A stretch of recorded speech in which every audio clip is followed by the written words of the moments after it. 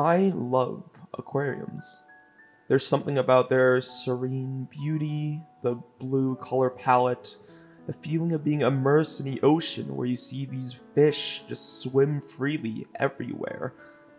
It's a stark departure from our grounded daily lives, and typically, when there's an aquarium in any anime, I feel attached to it, even if the anime itself isn't super great. Sometimes just an aquarium scene, it adds value to it, and rarely is it done poorly. The aquatope on the white sand is framed in an aquarium, and everything revolves around it. This girl, Kukuru, is the owner of this aquarium, and this girl, Fuka, came to this aquarium after failing at her previous dream and giving up on it, and just needing to find a place of solitude. And in this aquarium, she sees these visions that serve as moments of self-reflection and therapy. I've always had this feeling about aquariums where I feel like it's a place of self-reflection that people can go to when they're stuck in hard parts of their lives.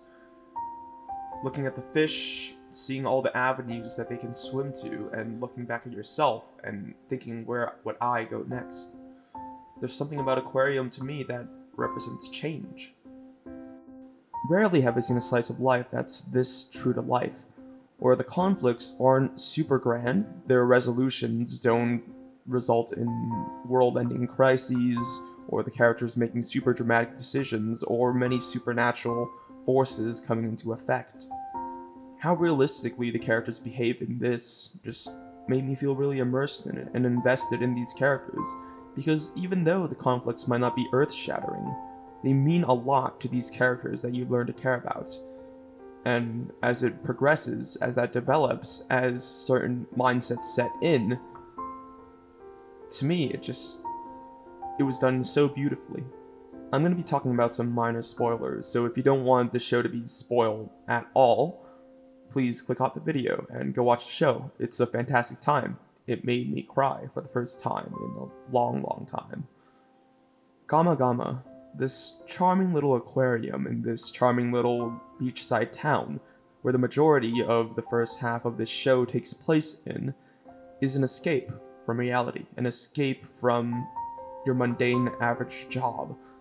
Fuka experienced the hardships of needing to live that cutthroat life in the city, trying her best to be an idol and being pushed around, letting go, being lenient, and finally not making it.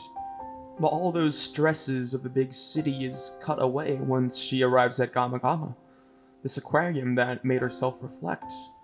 And for once, she felt relieved. She felt an escape, away from the pressures of her hometown and away from the city, where her dream was extinguished.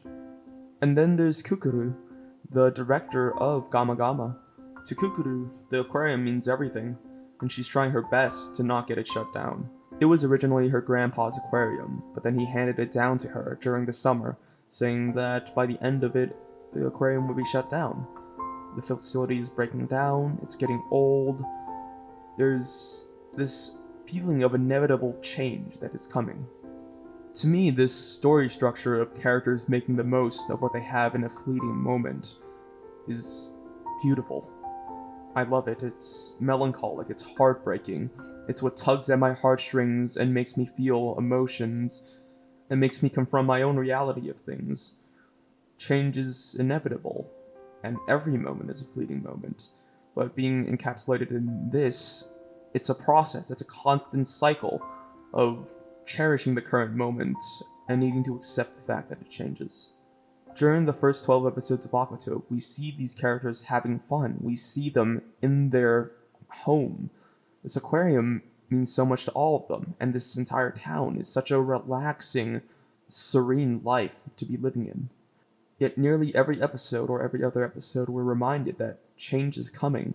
Kukuru becomes more frantic in fighting for the aquarium to stay open, and some others give their own takes about wanting to help Kukuru, or finding their own methods of accepting the fact that change is coming. We're also reminded of the world outside of Gama Gama. There's an episode where an employee from a larger aquarium comes in to study from Gama Gama and finds no value in its sunken facilities and its sentiments. After all, why wouldn't the employee?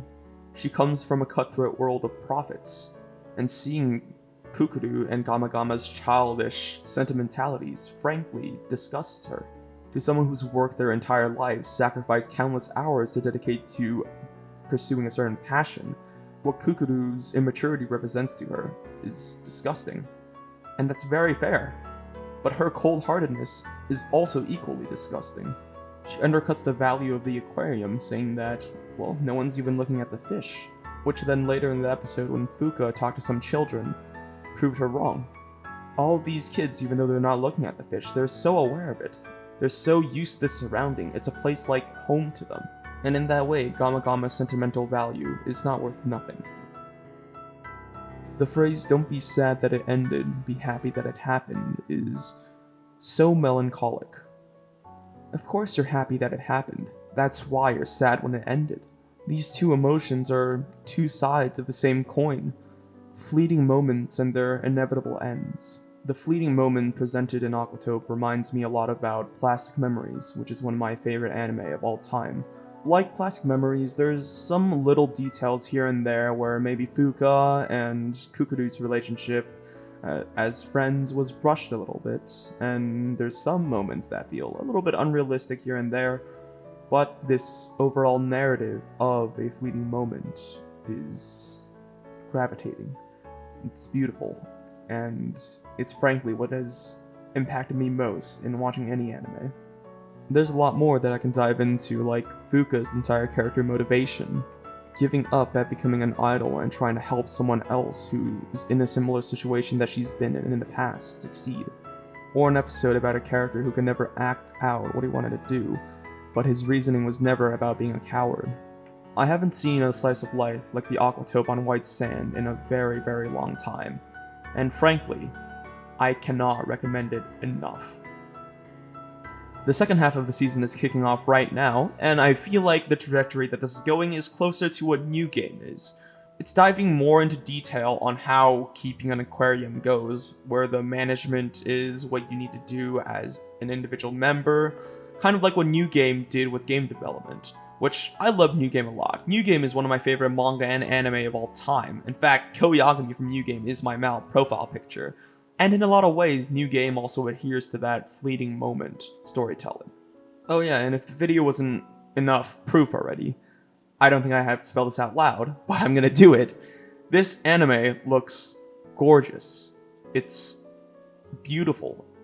Especially the works with the sea, and also the OP gives that cheerful, hopeful vibe that Gamagama is all about, and the ED gives that more depressing, somber feeling that something's gonna change.